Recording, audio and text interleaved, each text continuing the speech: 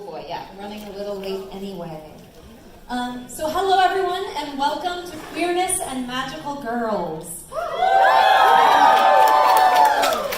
I'm Marley.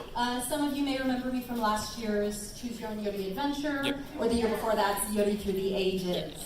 I am kind of proud to have more or less unofficially become Fanime's resident Yuri panelist.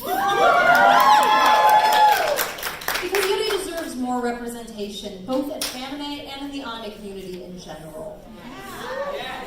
I'm also here as a representative of Yurizoku. We are a South Bay Yuri lovers group.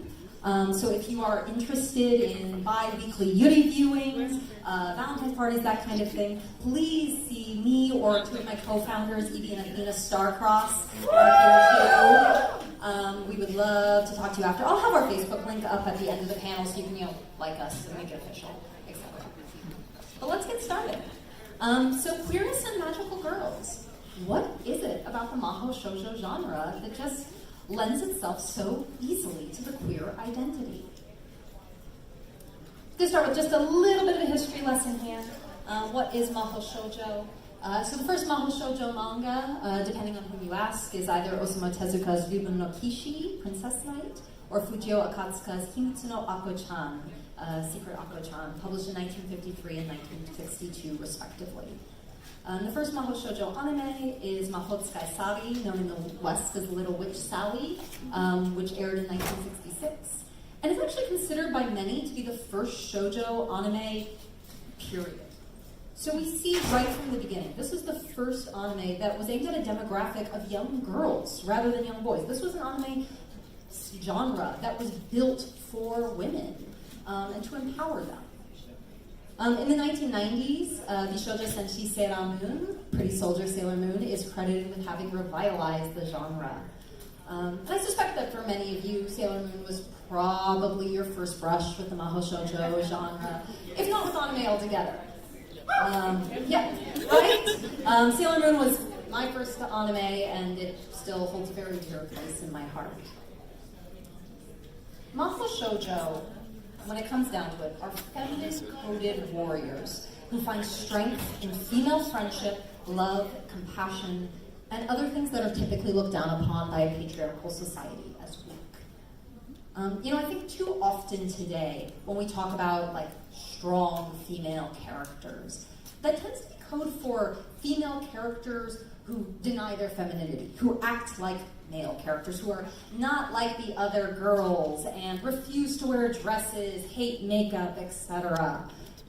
And there's nothing wrong with that. There's nothing wrong with being a woman who hates wearing dresses and makeup. But it plays into this kind of misogynistic idea that there is something inherently weak about femininity. These girls, on the other hand, they save the world in miniskirts and high heels. They use makeup compacts to transform. My God, look at some of the Sailor Moon attack phrases, you guys. It doesn't get much girlier than Starlight Honeymoon Therapy Kiss. Pink Sugar Heart Attack. Or even Star Gentle Uterus.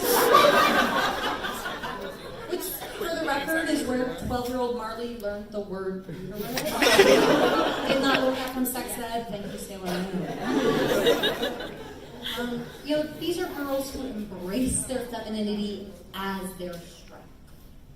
And they need each other rather than needing boys. In the 2000s, we do see shonen titles appearing in the genre. So these are shows that, although they're still about magical girls, they are aimed at a young male demographic.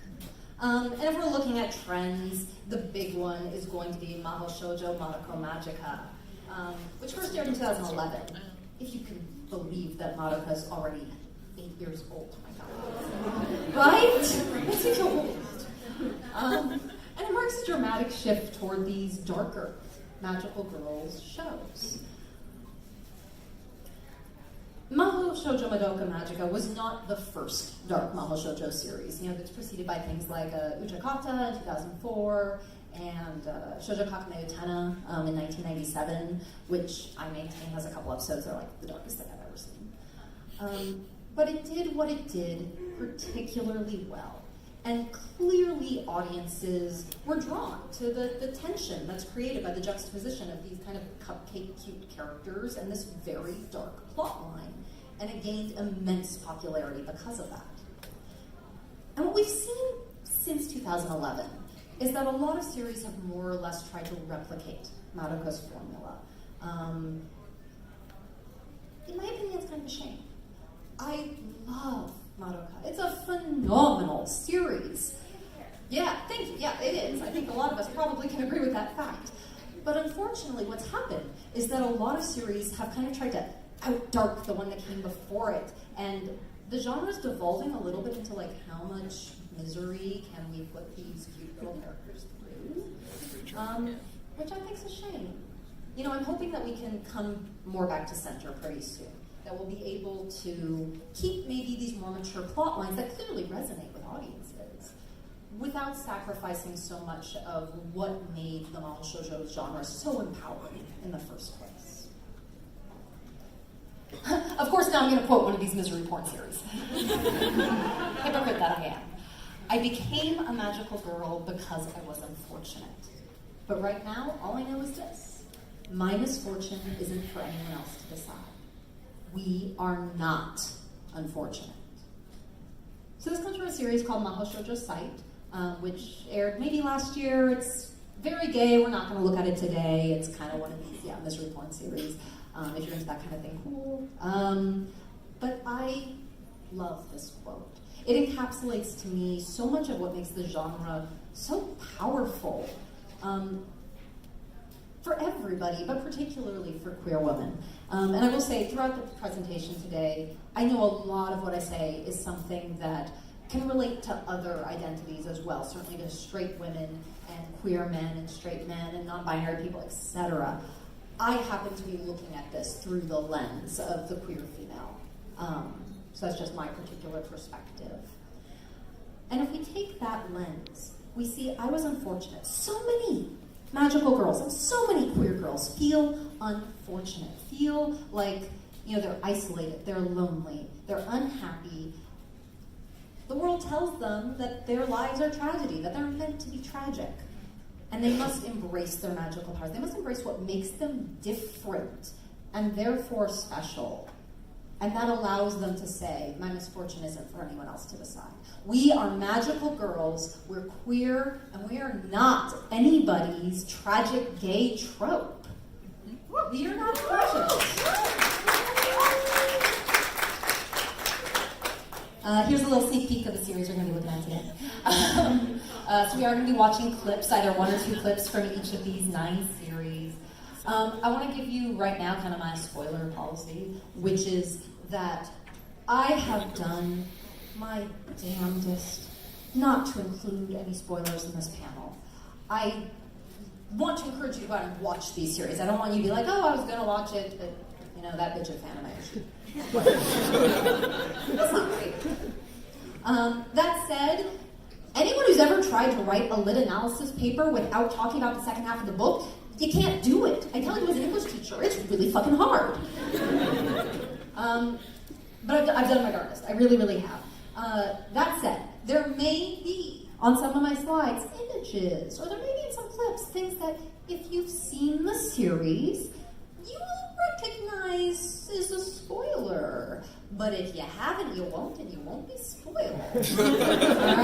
It's a little like how sometimes, opening theme songs, they'll have, imagery that you later realize. Okay, good. So we're all going to be really respectful of our peers in the audience, and if you see something that's a spoiler, you're not going to say it, right? Thank you. Okay. So, we're going to start with what, of course, I think is the most recognizable motif of the entire genre, and that's the transformation sequence. Throughout this panel, you're going to hear me kind of referencing the transformation sequence and the embracing of magical powers as a metaphor for the embracing of the queer identity, for the embracing of what makes queer girls different. Because so much of queer life is about performing one identity while hiding another one. Queer people, It's no wonder so many gay people go into theater. I say as a theater major. This is part of our inheritance, almost, our cultural inheritance, is this sense of a fractured self. So this aligns really nicely with the idea that you have a secret identity, that you have this other self you transform into. You can see on my slide here, I have a couple pictures from Sailor Moon. We have Haruka, who's Sailor Uranus, and she very deftly performs both genders. What I really want to focus on, though, and I'm going to come back to her, don't worry, she'll be later in the panel, she's the love of my life. But I want to focus on the other two images here, which is about the Sailor Starlights. For anyone who never made it to the 5th season of Sailor Moon, the Sailor Starlights are awesome. The Sailor Starlights, their planet has been destroyed by the evil Sailor Galaxia, and they have come to Earth hoping to find their princess. And the way that they go about looking for her is they perform as this boy band, singing out the message of their love, seeking to find her. So they are literally performing as one identity, as male Earthlings, while hiding this other self.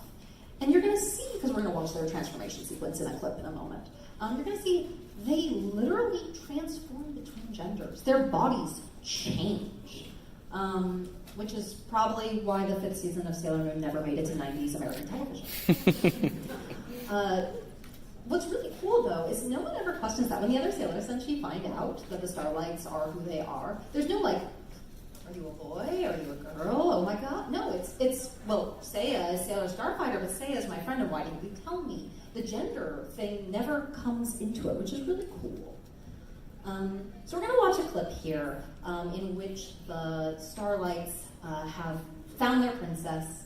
They do not need to search for her anymore, so they're going to have a final concert as this pop band, the Three Lights, which of course will be interrupted by the villains, and you'll get to see them transform in all of their really lovely queerness. And I'm going to try not to sing along, but this was like the background music of my 6th grade life.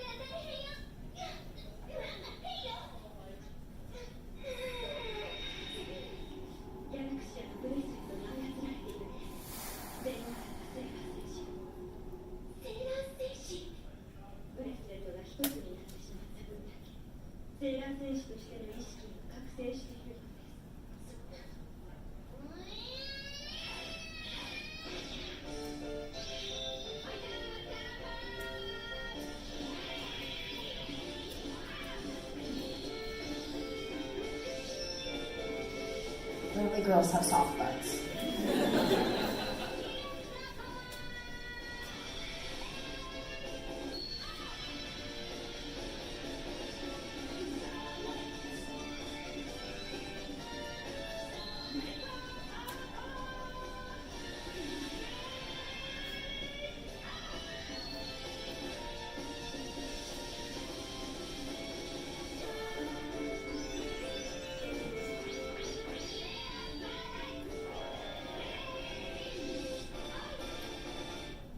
And there they are in all of their, 90s rat-tail dyke glory.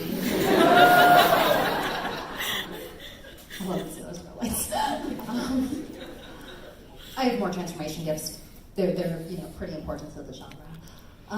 Another interesting thing to note is that we have a progression.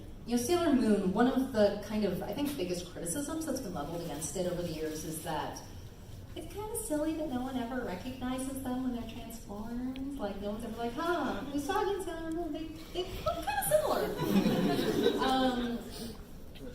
So they have a very separate sense of self. This is a truly hidden other self. But we move forward, Sailor Moon aired in the 90s. We move forward to 2004 when mahou shoujo lyrical Nanoha airs. And the first time that Nanoha's school friends, who are not magical girls, see her transformed, they know exactly who she is. So even though she has this different sense of self, it's not a hidden identity, which I think mirrors a lot of how today we're able to be a little more open with our queer identity, that we don't have to hide it quite so much as we once did. I forgot to say, I also like that in that clip you see even the villain is kind of struggling with a split sense of self. And all the villains in the fifth season of Sailor Moon, they are Sailor Senshi, who do have to kind of make this fight between who they are, the good version of themselves and the evil version. Now, queer lives have traditionally been seen as other, as monstrous, as dangerous, as somehow threatening to traditional family lives. Right? I don't know what it is about us that's so threatening to the nuclear family, but apparently something is. I guess because we're so magic.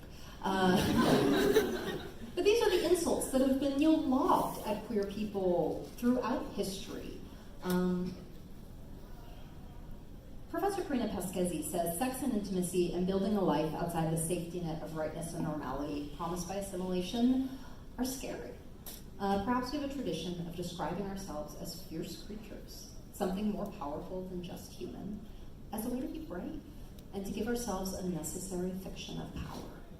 Professor Pasquesi is putting forth, one potential solution here that I think some queer people have embraced, which is to say, okay, fuck you. You think I'm a monster? Yeah, okay, I'll be different. I'll be a monster. I will be whoever the weird person is that you want to be. You want me to be. Because that is kind of how we are able to take back that particular insult that gets lobbed at us.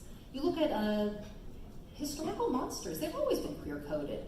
Carmilla is the first vampire story. That's a sapphic vampire, a lesbian vampire story. So there's definitely one camp that says that queer people have to embrace that and say, well, if we act monstrous, then it doesn't hurt us anymore when you call us that. Homura in Madoka Magica says, hey, how about we become monsters together and lay waste to this awful world? We'll wipe out everything, all traces of evil or sadness. And the Shadow Girls in Utena say, being normal has nothing to do with us. Which brings me to Yurikuma Arashi, in which the lesbians are quite literally bears. Yurikuma Arashi is an incredibly subtle show whose title, oh so subtly, translates into lesbian bear storm. And the premise of the show is that humanity has built this wall of severance in order to protect itself from these horrible bears who are devouring innocent young girls. However, two of our bears, Lulu and Ginkgo, whom you see on my slide here in green and pink, they disguise themselves as human girls. They cross the wall of severance to, feast on some unsuspecting girl flesh. It is every Republican's worst nightmare. If this isn't a metaphor for the predatory lesbian, I don't know what is. So let's take a look. We're going to actually watch two clips from Yurikuma. But the first one, you are going to see Lulu and Ginkgo as they first kind of come to the school.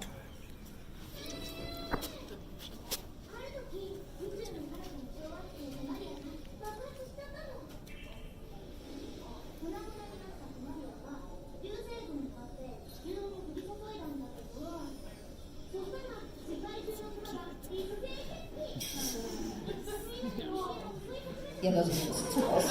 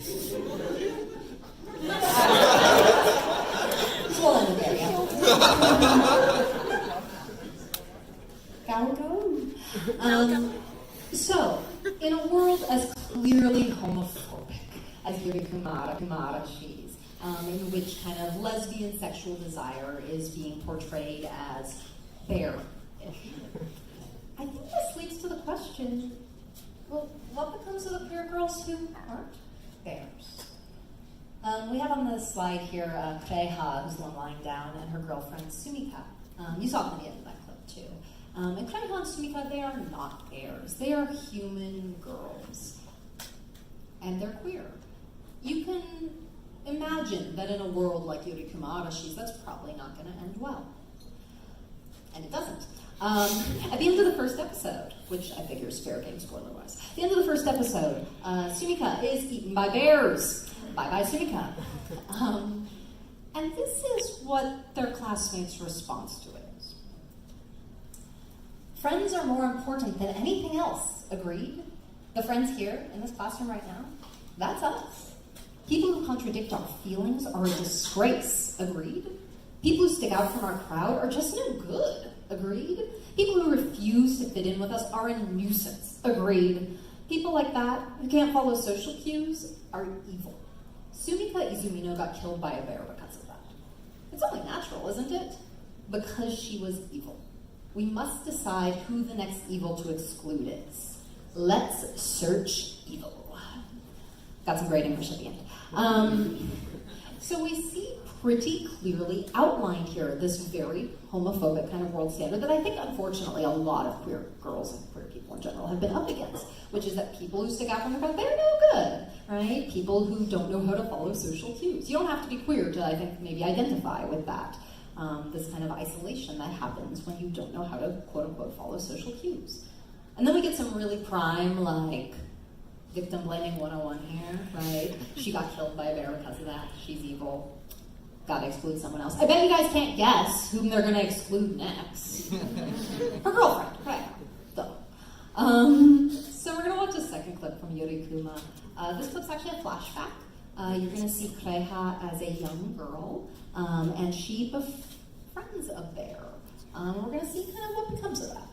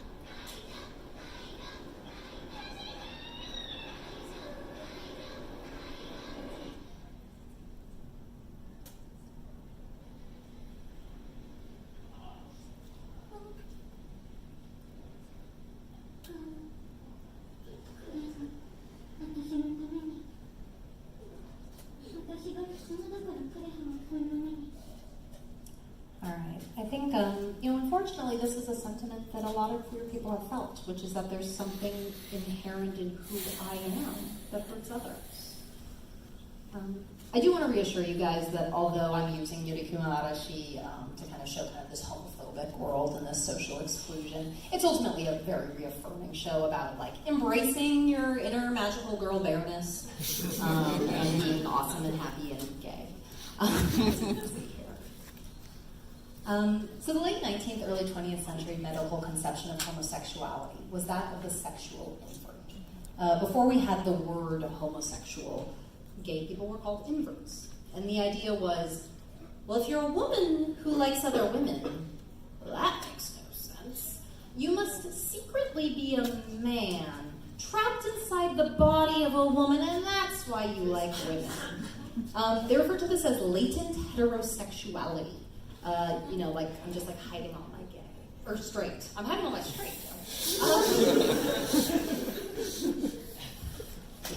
It actually aligns a lot more closely with our current conception of the transgender identity, which would have been, we'll wait with our heads down. The phrase is brought to popular culture by Radcliffe Hall's seminal 1928 novel, The Well of Loneliness, which is an absolute lesbian classic, gorgeous book, not happy in the slightest if you couldn't guess from that title. But in it, the main character, Stephen, she does identify as an invert. So even though, this is Western terminology I'm talking about here, right? Like this is an English phrase, it's not. But it's interesting to note that the same idea perpetuates itself in the imagery of a lot of these mahou shoujo shows. We see the upside down castle in Utena. This is the castle that is said to hold eternity. It's the castle with the power to revolutionize the world. And it just hangs over their heads, upside down and inaccessible as they fight. We have the upside down Tokyo Tower in Shoujo Kabuki Reduced Starlight, which you can kind of see buried in the sand there. It's not a great picture. Which they descend into this kind of underworld of magical girl stage audition battles. Even the last image I just put on the slide because I thought it was pretty. But it's from a show called Flip Flappers. And Flip Flappers, when they transform, their hair colors invert. So even though this is a Western term, we do see the same idea coming up again and again in the imagery, which is that there's something upside down, something inside out about queerness, as conceived, from the heterosexual point of view, by people who kind of can't quite wrap their heads around it. Now, Utakata is very much a series about embracing that inversion. Utakata, which translates to song fragment. Full disclosure, it's like the least gay of the series I'm going to show you guys today. The Yuri in it is pretty much subtextual. There is one queer kiss. There's a side couple, I swear they start dating halfway through and no one ever comments on it. If anyone's seen it and wants to talk to me after and be like, no, it's okay, you're not crazy, like, they do get together. Please do. But I really wanted to highlight it because one, I think it's less known. Like, y'all know it. And two, because I think it has some really important themes and messages. So even though the Yuri is definitely more subtextual in this one, it's a good one to look at. So Utakata, our main character Ichika, who's the brunette here, she is your quintessential good girl. She doesn't lie, and like even when she does, she kind of feels sick about it. Her friends actually tease her that she's so focused on doing what's expected of her, doing what's right, that she doesn't know how to have any fun. Until one day she meets Manatsu, who has the teal hair. And Manatsu is literally Ichika's inversion. She is her reflection in a mirror. And this being mahou shoujo, she then emerges from the mirror and offers Ichika the power of the 12 jin, which Ichika then accepts. And so much of the show is about Ichika kind of learning to embrace this very different version of herself. Manatsu is in every way her opposite. And also learning to kind of accept the vices inside of herself in order to reject the good girl myth and become, someone who's good. She is a good girl, but without following kind of ridiculous societal expectations. She says, if we can love the selves we see as reflections in mirrors, we'll definitely be all right. Which I think is a lovely quote. So we're going to watch a clip here, in which Ichika is put into a nasty societal position and is going to need to use the power of the 12 jinn, as well as kind of the power of women looking out for women in order to get out of it. 私、最近嘘をついてばかり。どうしたあいつか。私、もう帰ります。アイス、ごちそうさまでした。おい、まだいいだろ。しつこい男は嫌われるよ。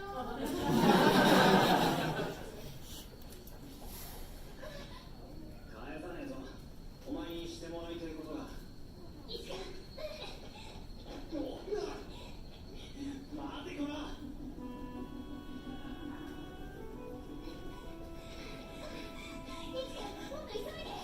おい待てって、何にもしねえって。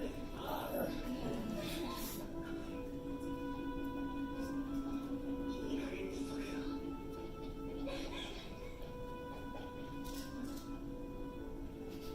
あれって。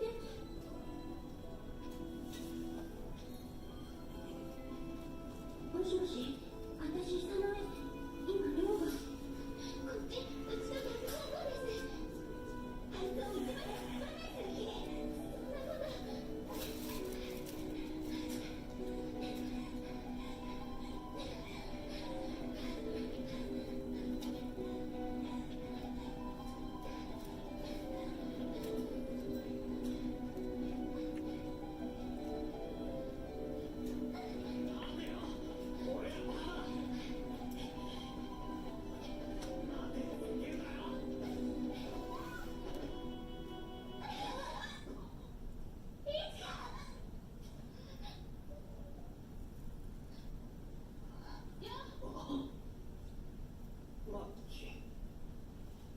いつから何してんの？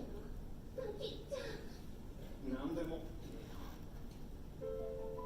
罰が当たったんです。私が本当のことにやらかしすぎて、嘘なんかついたりしたせいで、こんな罰が。なんでもなくないじゃん。結構いちか可愛いよな。マツって子もいい感じだし。宿題あるし、私からね。さよなら。おいマキ。待ってよ、マキ。まあ勝手にしろ。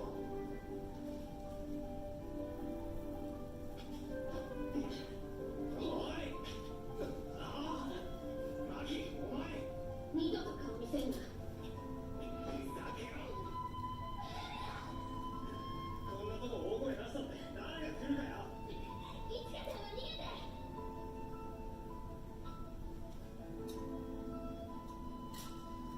大昔で少ない光も人の心を惑わすって言われるけど、それは敵の変化というもの。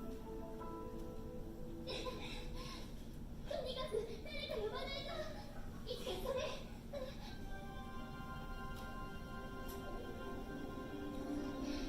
お願い、ジン、力を貸してください。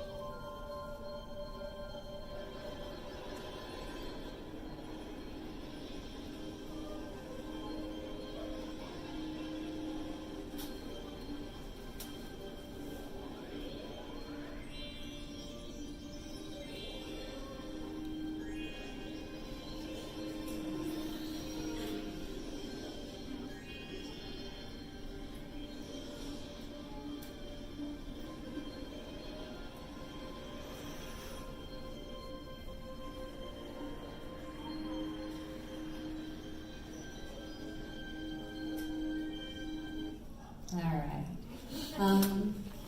So another cool thing about Utakata is that it's a short series, only 12 episodes, and they're 12 jinn. So every episode uses the power of a different jinn, which means we get a different transformation sequence, a different costume, all designed by different artists, which is fun. It is also one of these pre-Madoka darker mahou shoujo series. It pretty quickly becomes apparent that Manatsu is not being 100% truthful about kind of what's going on when Ichika uses the power of the jinn. But she has to kind of learn to counter that. So when you're othered, the way that queer people are, when you're made to feel monstrous, maybe like a bear, when you are treated as inverted, as upside down in some way, this can lead to an intense feeling of isolation. Nick Levine says, loneliness doesn't discriminate, but there are particular reasons why loneliness is prevalent among the LGBTQ community.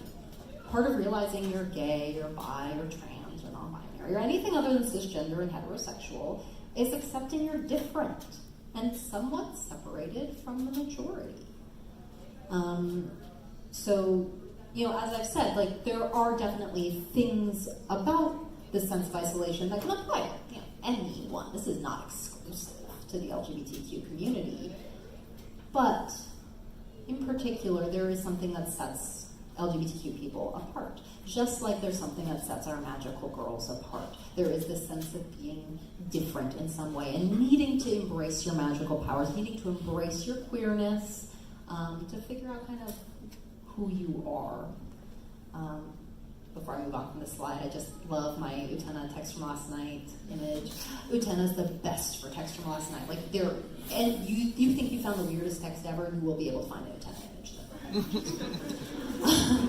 So we're going to look at isolation in 2 different series. We're going to kind of compare and contrast a little bit here, how our magical girls use their magical powers, their queerness, etc., and how it makes them feel isolated and how they respond to that. And the first one is Madoka Magica. We've already talked a little bit about Madoka here. If you're not familiar with Madoka, the main character, she's not the one on my slide here, sorry. She has pigtails, you'll see her in the clip. But she's approached by this kind of cat, rabbit, creature thing named Kyubei, who offers her a deal. He says, if you make a contract with me and become a magical girl, then I will grant you one wish. And Madoka spends much of the series struggling with whether or not to take this contract. And a lot of her struggle stems from the fact that she doesn't really have a wish. She wants to be a magical girl. That seems like wish enough. But all these other girls who've already embraced their magical powers, who, following my metaphor of kind of the transformation as the embracing of the queer identity, who have embraced their queerness, keep telling her not to. Keep telling her, like, think twice about this. It is very isolating, very lonely. Homura, who is the one on my slide, says, we pray for hope, embrace curses, and protect you from the dark. We're magical girls. The only way to escape our despair is to vanish from this world. That's a pretty negative view of magical powers. So we're going to watch a clip here. It's a pretty short one. There's not a lot I can show from Madoka. It's not a spoiler. Sorry. In which you're going to see Homura's intense sense of isolation and the way that she kind of tries to stop Madoka from joining her in this lonely path as a magical girl, as a queer girl. 未来を信じる。未来を受け止める。私は。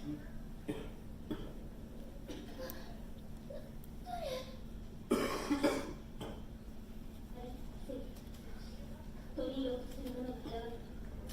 決して言いなりになってはならない。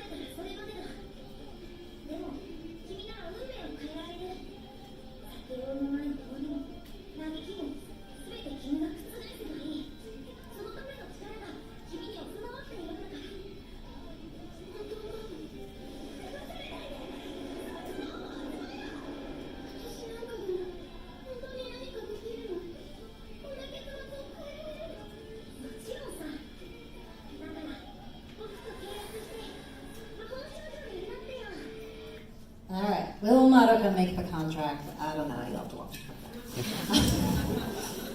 You can probably take a good guess, yeah. So we see that intense sense of isolation that Homura feels. And she's not alone. We also have Nami as another magical girl. She says, you shouldn't want to be like me. I'm just trying to act cool. No matter how scary it is, how hard it is, I can't talk to anyone about it. I always cry alone. Being a magical girl isn't good at all. So this is a girl many of the others, they respect, they admire as kind of mature and elegant and refined. And here she kind of reveals her vulnerability, that she feels actually an intense isolation because she's separated, because she is different, just like so many queer girls, queer people feel. I want to contrast this now with Sailor Moon. I told you we were coming back to Haruka. So here's Haruka and Michiru. They are sailors Uranus and Neptune. And the clip that we're going to watch here actually looks a lot like that Madoka clip, not in art style. Looks a lot like in terms of content. It's a flashback clip to when Haruka and Michiru first met each other. And you're going to see that Michiru has already embraced her powers as Sailor Neptune. She's already embraced kind of what makes her different. And she feels intensely isolated because of it, just like Homura, just like Nami. The quotation I have on my slides from some like randos earlier in the same flashback clip. They say, Michiru must be quite popular at school, don't you think? I heard that she doesn't make many friends. I wonder why. She looks like a wonderful girl. So just like Homura, just like Nami, this is someone who is very admired by people who don't know her very well, and yet is set apart, is isolated, because she has these magical powers. She has this queerness, for taking my metaphor, and she's alone in it. So we're going to see here, Haruka, meanwhile, is running from her identity. Literally, she's both a runner and a race car driver. We're going to see here Haruka kind of being given the opportunity to become Sailor Uranus. And how Michiru tries to stop her, just like Homura and Madoka.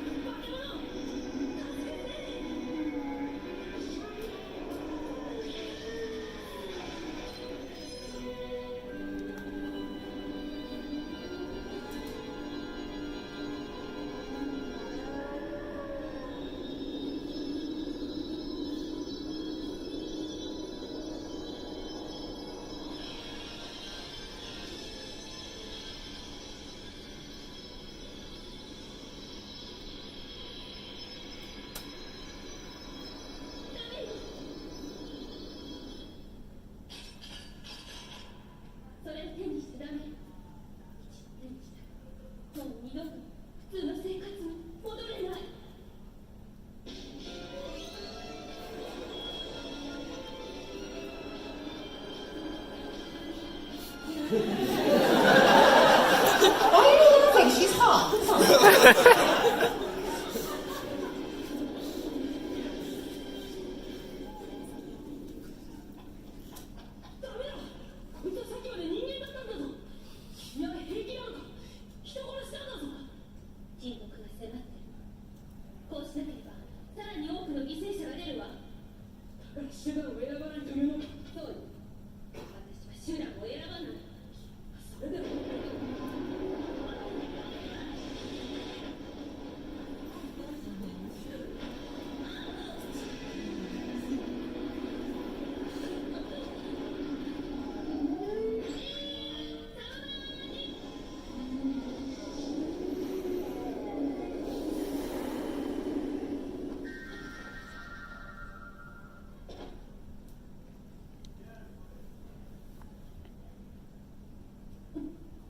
Notice how she ignores the boy for the hot girl.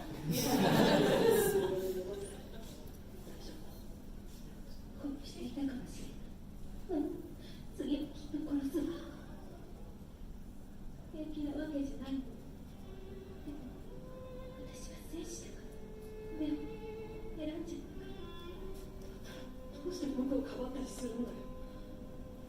手を怪我したらバイオリニストになれないじゃないか。私はあなたがもう一人の戦士だからあなたのことを調べたんじゃないわ。あなたがその人だと分かってずっと前からよ。あなたが初めてレースってる時私近くで見てたわ。一度になったらあなたの車で海辺を走ってみたかったな。あなたが誰にも甘えない人、そしていつも自分の気持ちに素直に。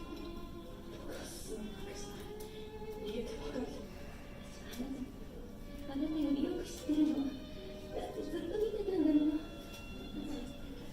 私と同じ道を歩いてほしくないの。ただあなたがその人だと分かった時、私嬉しかったな。ごめんね。そんなことを話すつもりなかったのに。ごめんね。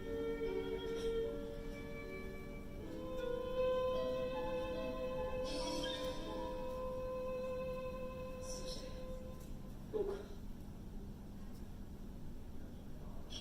お仕事だよね。行くよ。よくて、はるか。Sorry. You guys can watch the transformation sequence at home. So, it's very similar to what we saw with Homura and Madoka. The big difference is this. That was a flashback. By the time we meet Haruka and Michiru in the third season of Sailor Moon, they are already a well-established partnership. Which I mean in every sense of the word. Haruka has embraced her magical power. She's embraced her queerness. And now they have each other and they don't need to be alone. They don't need to push people away the way that Homura pushes Madoka away. And I think this is a lot of what's made them the iconic couple that they are. And they are, I think, one of the most iconic lesbian fictional couples. I think for a lot of us, probably this was the first queer, lesbian representation we saw on TV. I'm seeing a lot of nodding heads, yeah. And especially to have a couple who's so admired by those around them, who's so rock solid. There's no will they, won't they drama when it comes to Haruka and Michiru. It's not conceivable that they would break up. I get weirded out watching that clip because it's just so strange to see them ever not having been together. They're able to kind of give each other confidence. So even when they're isolated from the rest of the world, even when they're isolated, the world's about to end, and they're isolated from the rest of the Sailor Senshi, which they frequently are, because Haruka and Michiru frequently have a different idea about how it's best to go about saving the world, compared with Sailor Moon's usually more naive ideas. I'm not biased.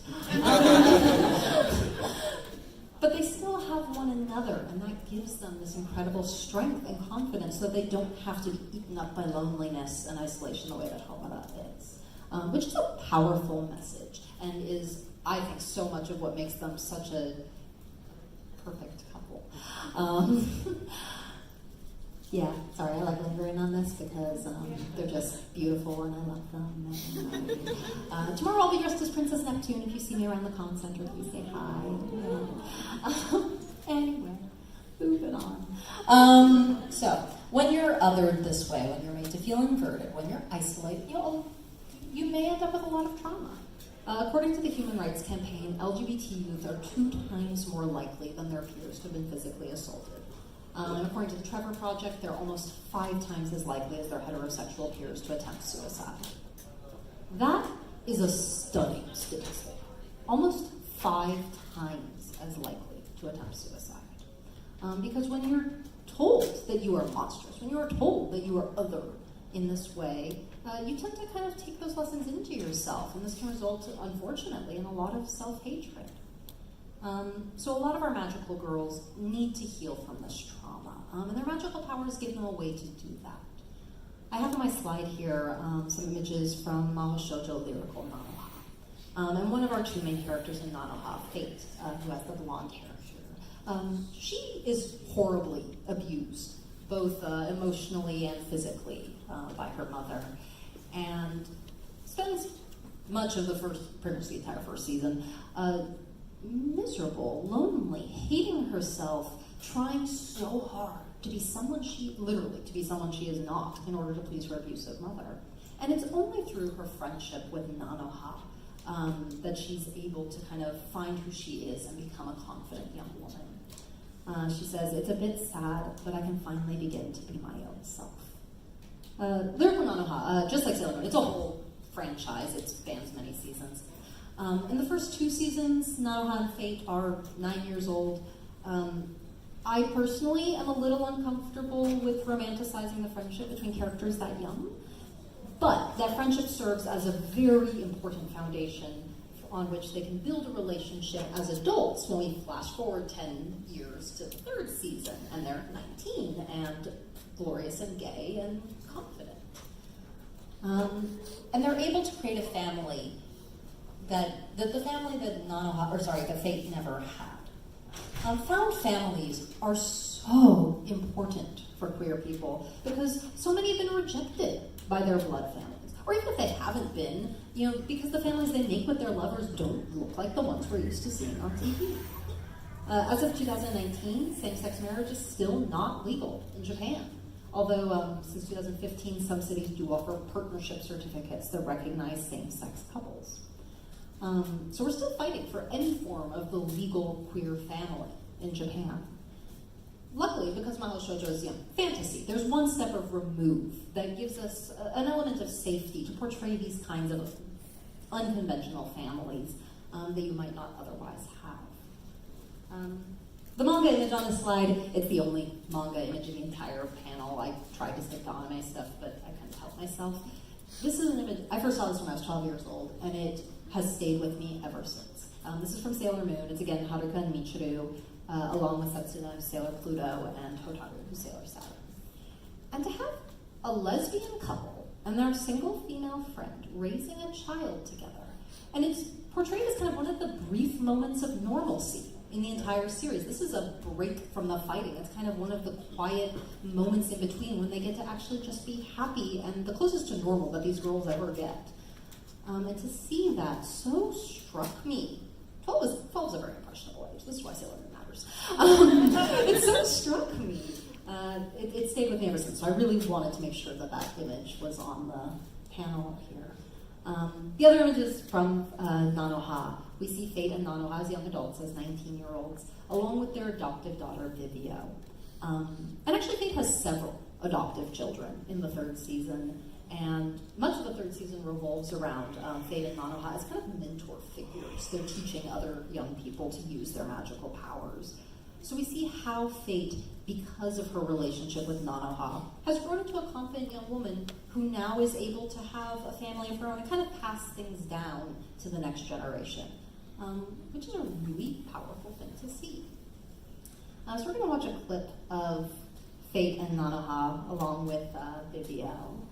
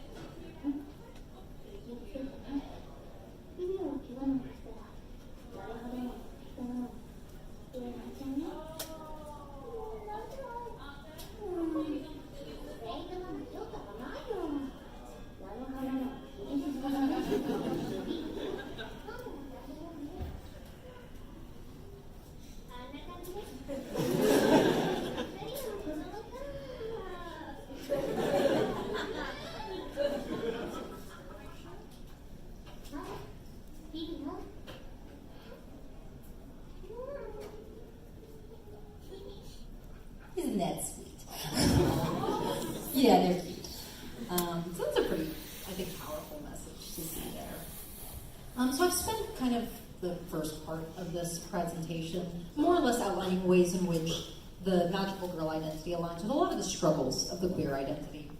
I want to now look at the ways that the mahou shoujo genre allows us to reclaim much of what has been denied to queer people traditionally. I'm going to start with fairy tales. Fairy tales are our first stories. They're our sense of morality, of good and evil. They teach us what it means to be good, what it means to be bad. So to reclaim fairy tales for the queer identity, to gay up some fairy tales, is in itself an act of healing. This is a powerful thing, to take the stories that first told us what it means to be good and what it means to be bad, and put ourselves in them as the good. So you're going to notice, the mahou shoujo series, they're chock-a-block full of fairy tale imagery. We have castles, we have towers, we have princesses, and this brings me to one of my very favorite series, Shoujo Kakame Utena, Revolutionary Girl Utena, all about a girl determined to be a prince. Now Utena, our main character, you can see her there with the pink hair, her actual backstory, like her literal backstory, is that she was orphaned quite young, her parents died in a car crash, and at their funeral she's so distraught that she kind of curls up in an empty coffin and refuses to leave. She doesn't want to rejoin the world. And it's not until a boy approaches, and we don't know what he tells her, but we're led to believe that he shows her something eternal, that she emerges and is able to join the world again. So that's her actual, literal backstory. But that's not how it's initially presented to us in the anime. It's presented instead through the lens of fairy tale. So we're gonna watch two clips from Utena, because I love Utena with all my heart and soul. But the first one is literally the first minute of the anime. This is how we are initially presented with Utena's backstory.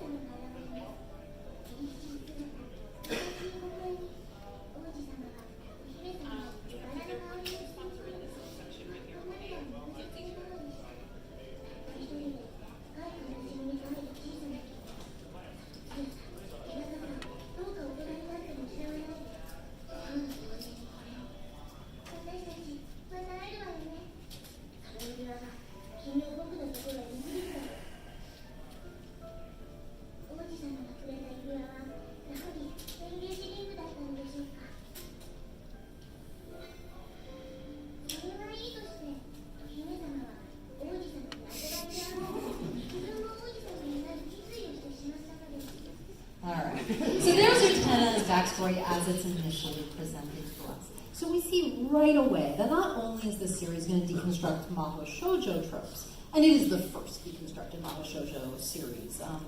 Things like Madoka, a great debt of gratitude to Utena. But it's going to deconstruct fairy tales altogether. What does it mean to be a prince? For Utena, being a prince has nothing to do with gender.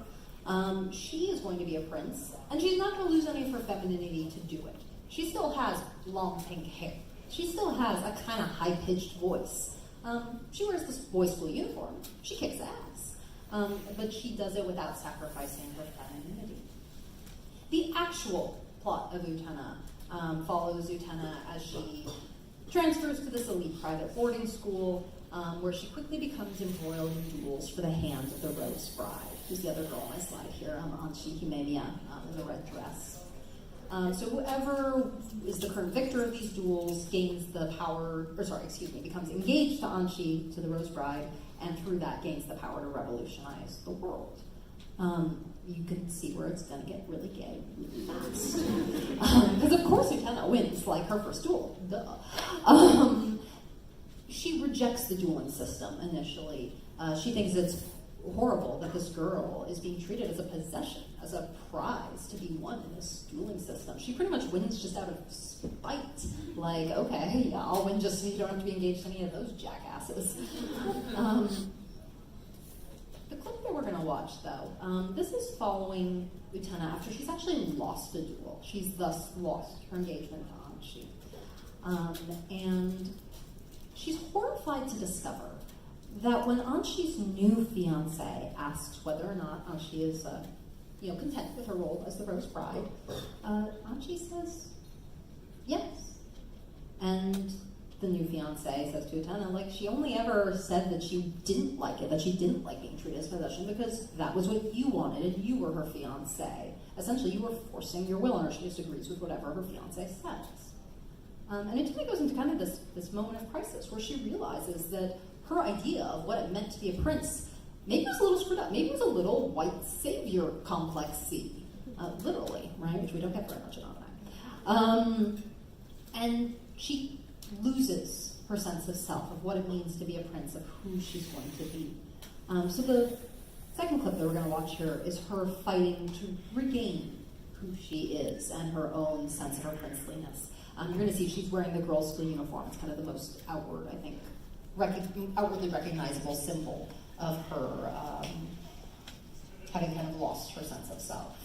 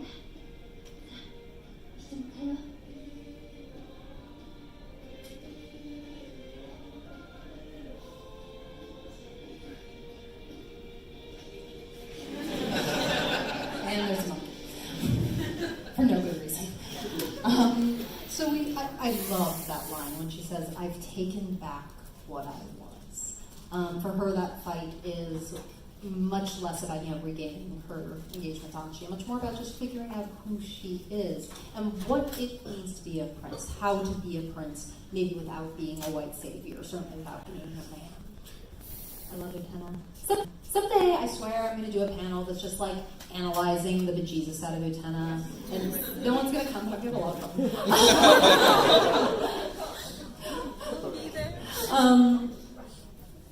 We can't really talk about fairy tales, I think, without talking about witches. Witches are so often evil in fairy tales. They are strong women, and that makes them evil. We see in fairy tales a lot also evil queens, right? Evil stepmothers. There's never an evil stepfather, right? Witches, they are traditional embodiment of hereticalness. but also a feminine power. These are women who will not be submissive to men, who don't conform to society's beauty expectations, etc. Witch hunts have been going on since the Middle Ages. Witchcraft's only been legal in the US since 1985. If you can believe it. It's still a crime in some parts of Australia and Canada. And I think a lot of queer people are drawn to paganism, drawn to Wicca, because it allows for a less traditional identity structure than other religions. According to lesbian witch Starhawk, to reclaim the word witch is to reclaim our right as women to be powerful, to know the feminine within as divine. The Shadow Girls in Utena say, a girl who cannot be a princess is doomed to become a witch. This is kind of the conventional view, right? Is that it's a bad thing to be a witch. The witch figure looms large over so many mahou shoujo series. There are mahou shoujo who are ostracized as witches, isolated as witches, evolve into witches, fight against witches. The witch figure kind of is the ultimate magical girl in a lot of ways, because she is this strong woman whom men can't do shit about, and that makes her scary to a lot of people. Can't show you any clips about witches because they're all spoilers. But watch out for it. It's really interesting the way that the witch figure crops up again and again in these series. Speaking of powerful women, I want to talk a little about Shimu. Shimu's another one of these, I think, sadly unknown series. I really wish more people knew Shimu. Shimu is set in this kind of sci-fi world in which these dual-piloted mechs, flying mechs known as Shimun, are used both to defend the country and in kind of religious rite and ceremony. So the people who pilot the Shimun are both soldiers and priestesses. And only girls can pilot Shimun. So already we see some power here. Only girls can be soldiers, can be priestesses. And they start the Shimun up by kissing. This is how we get our flying mechs up off the ground. If this sounds like a horrible, etchy premise, yeah, that's kind of why I didn't watch it for a long time, and it was a mistake. It's a great show. Please watch it anyway. So we see definite power in being female. But more than that, there's power in choice. In the world of Shimun, everybody is born female. And when you turn 17, you go to the spring and you choose your permanent gender. That is really freaking cool. This is a world in which biological sex is not a thing. You literally are whomever you feel you are in the inside. I'll be the first to admit Shimun has like its fair share of like storytelling pacing flaws, but I'll forgive this series almost anything, because I think its world is so cool. I'm not a big fan fiction reader, but I would so read fic about Shimun. So we're going to see here a clip in which the Shimun Shibula, the Shibula are the ones who fly the Shimun. It is one of those series that has like a lot of terminology that's kind of thrown at you in the first couple episodes. Bear with it, you'll get the hang of it. But the Shimun Shibula, the girls who fly the Shimun, have been told they must go to the spring and pick their genders. And you're going to see that some of them know they're going to be men, and some of them know they're going to be women, and some of them don't know and are kind of torn, and some of them don't know and don't really care. Some very interesting kind of gender dynamics here.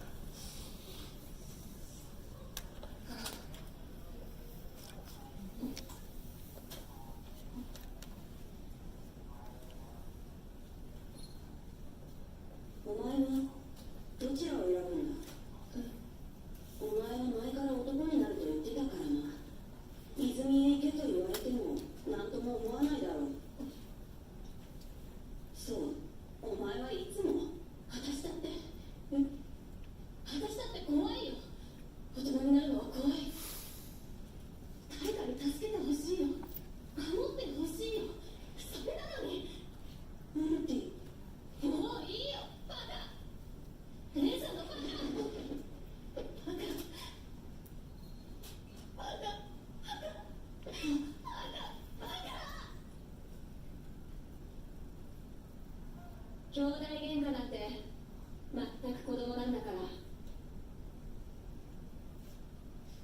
本当に子供、二人ともまだ大人になるなんて早い。ユーラさん、ルバルの子たちってもう成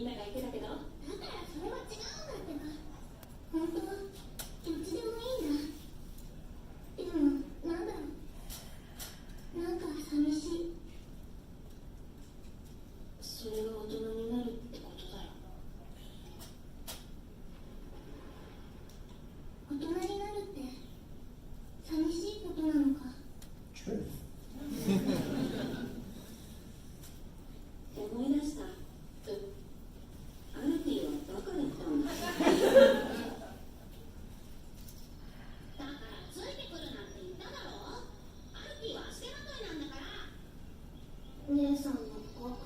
何がバカだ。子供の単細胞。バカ。だったら一人で帰れ。みそかす。バカ。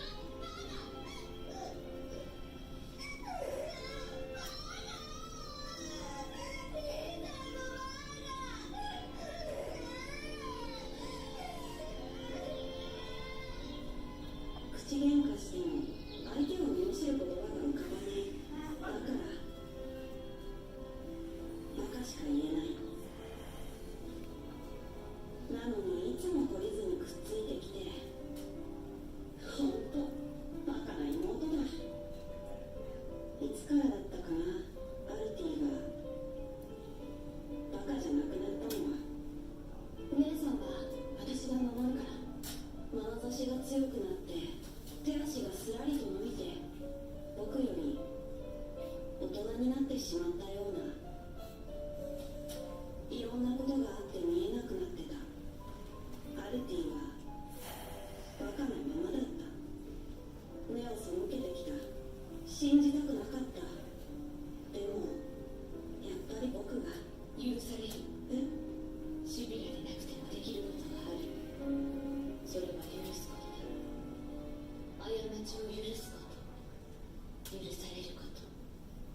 それができるなら、私たちは生物を選んでもきっとシビラでいられる。僕、やっぱりパラ様が好きだ。男になっても女になっても変わらない。きっとずっと尊敬する。I like her expression. So yeah, another cool thing about Shimoon is that all the characters, including the adult men, are voiced by women. So we truly see kind of a feminine power in this series, as well as the reclamation of religion. I think that so many queer people feel kind of rejected by traditional religions. Christian religions have quote-unquote natural law, informed by Thomas Aquinas, which has long been interpreted as being against homosexuality. And many of the religions prominent in Japan, Buddhism in particular, continue to view homosexuality as, quote, sexual misconduct.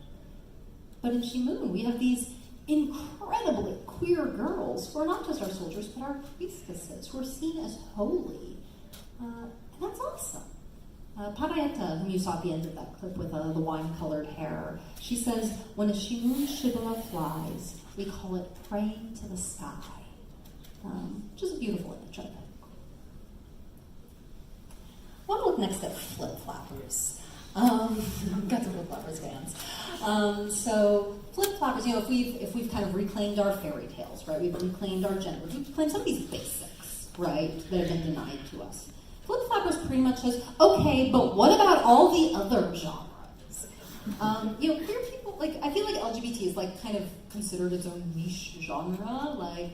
Where are the queer people in horror stories? Where are the queer people in westerns, in sci-fi?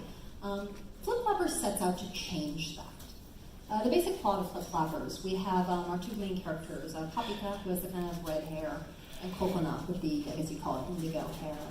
And when their hearts are in sync, they can travel to the world of pure illusion, which is full of all these different pocket dimensions that each kind of resemble different genre tropes. So we see them pretty much adventuring around and having fun and embracing their gayness and being super gay in all these different genres that traditionally have been denied to queer people. From the get-go, Papika's really on board. Papika, she understands magic, she understands gay, and she just wants to have fun. Cocona's a little more hesitant, but as the series progresses, she learns to, kind of accept who she is and accept her relationship with Papika. Papika says, the tunnel only opens up if we both feel the same way. I'm not strong enough to go alone, but I finally found a partner, and it's you. Didn't you have fun adventuring with me? So this is kind of the fun romp that queer people never got to have. We're going to watch two clips from Flip-Flappers. And the first one here, they're going to go into this kind of Alice in Wonderland-esque, very inverted world. Please, never hold the money this way.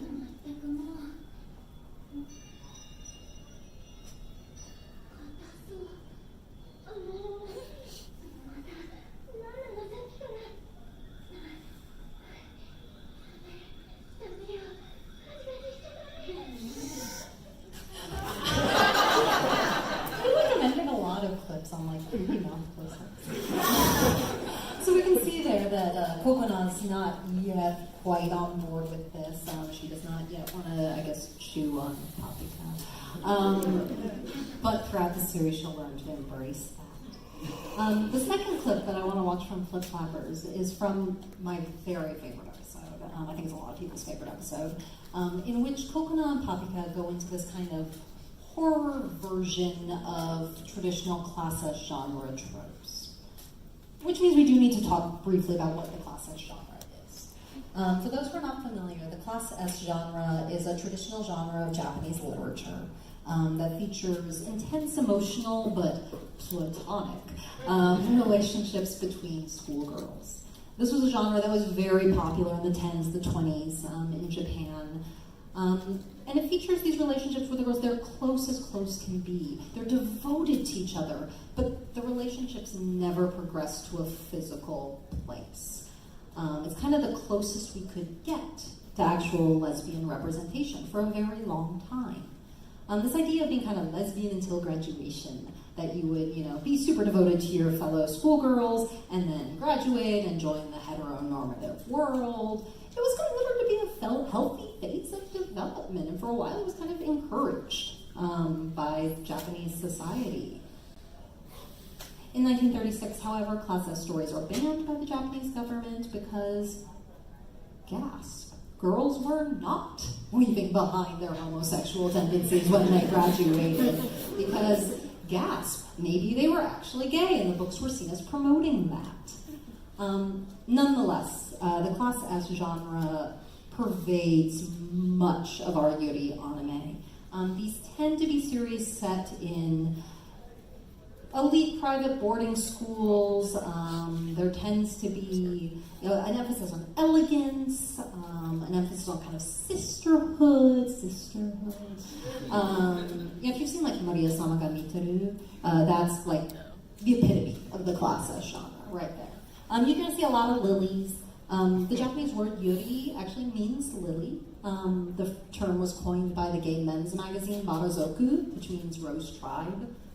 They pretty much decided, well, if gay men are bata, roses, gay women must be yuri, lilies.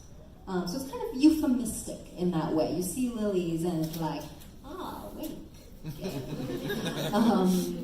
Start looking for lilies in your yuri anime, you'll see them all the time. But so, the clip we're going to watch from Flip Flappers, they're going to go into this horror version of one of these kind of traditional, refined, elegant, lily-filled class S genre worlds. And they're going to have to find a way to break out of that, break beyond the limitations that for so long kind of were placed upon queer narratives, and into something more, like, actually gay.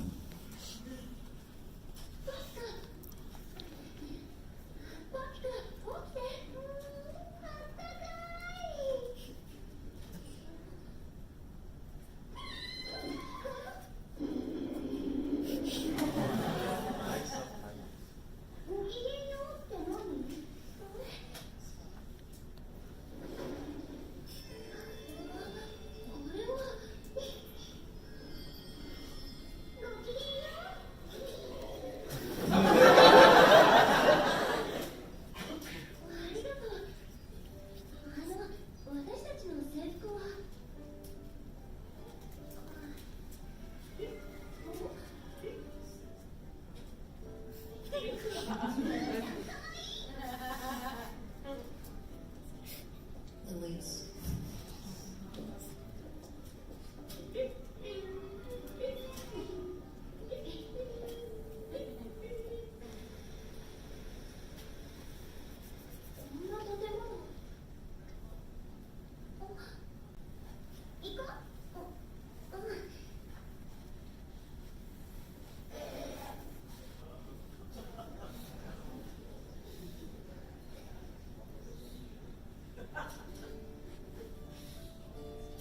More lilies.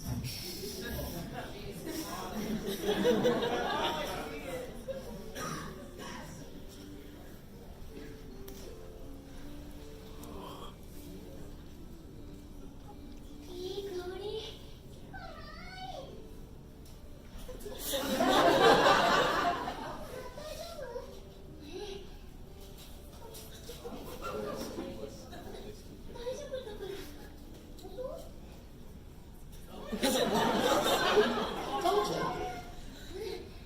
みんな親切で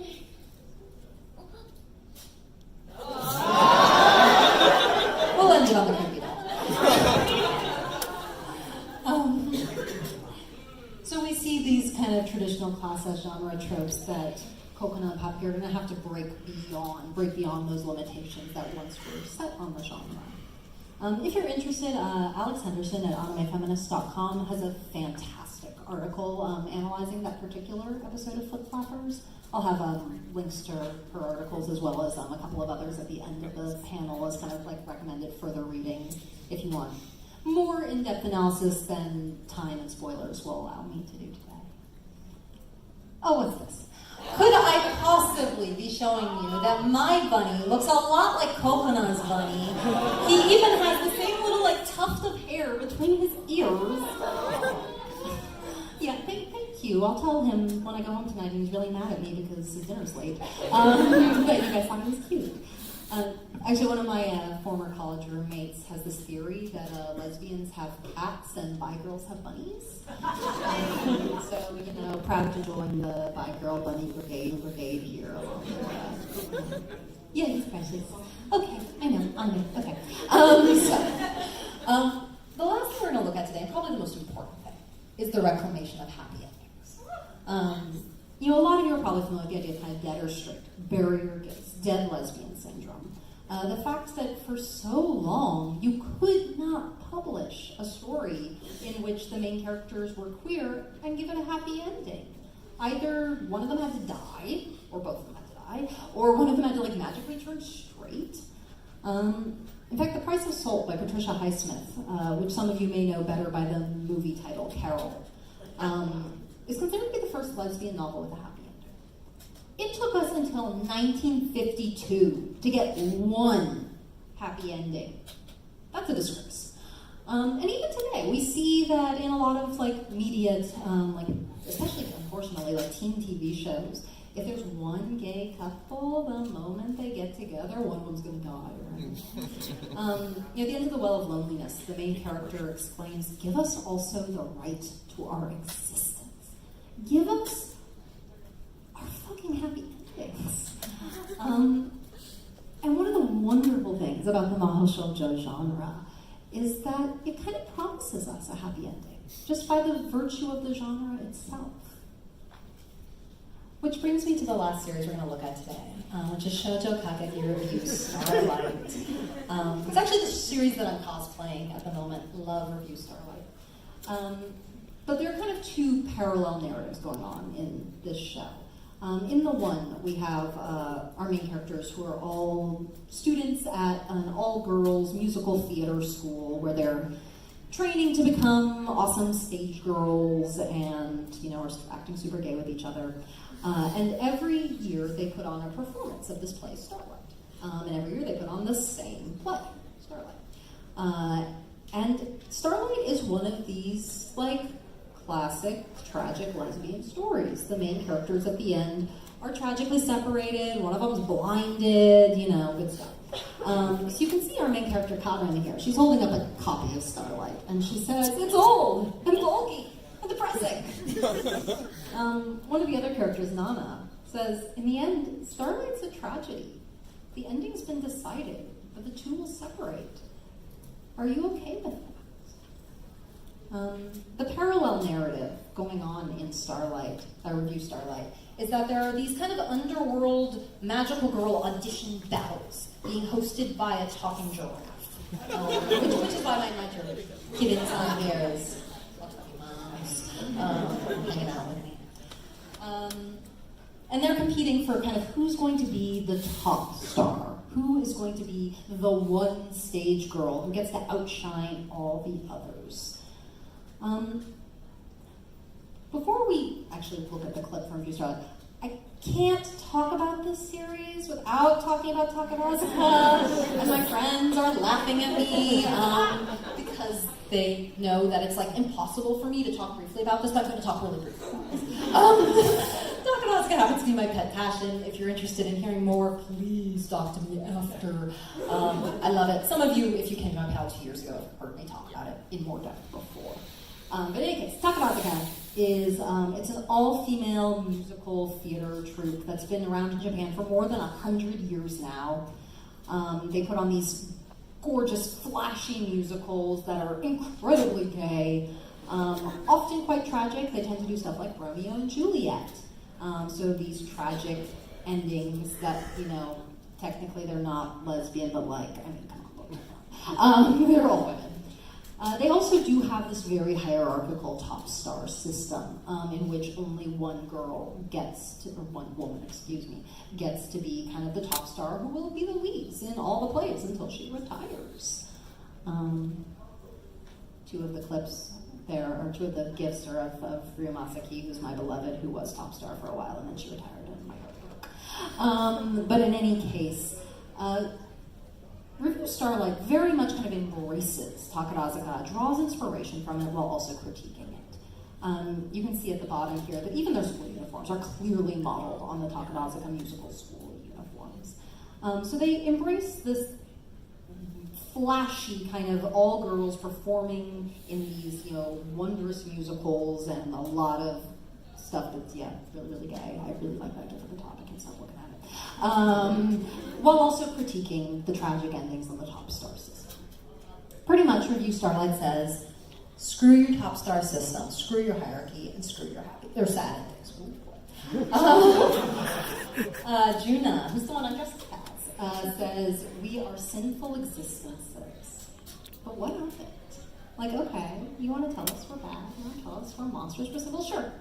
Great. Who cares? Let us exist. Give us our happy endings. So you're going to see in this clip from Review Starlight, Nana, who represents kind of the desire to keep performing Starlight as it has always been performed, literally battling with our main character Kaden, who represents the desire to change, to move forward to something happier that can encompass more people. 「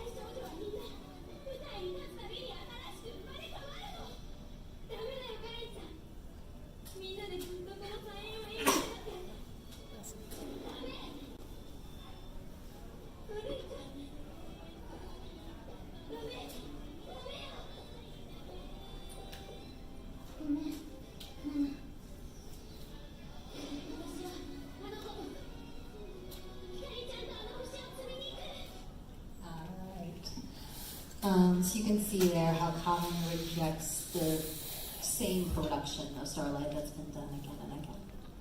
And this more or less brings me to the end of the panel tonight. I want to leave you with this.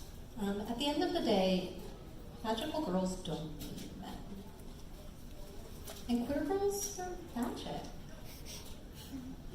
If you want the names of any of the shows that I showed clips from, there they all are in alphabetical order because duh. Also, some recommended further reading. I know I already mentioned Alex Henderson at animefeminist.com.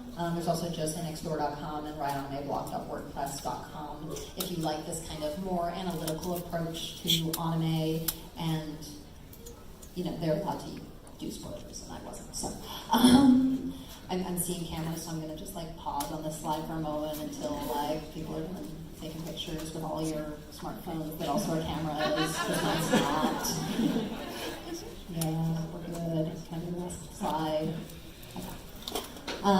So thank you very much. A reminder that I am one of the founders of Yurizoku.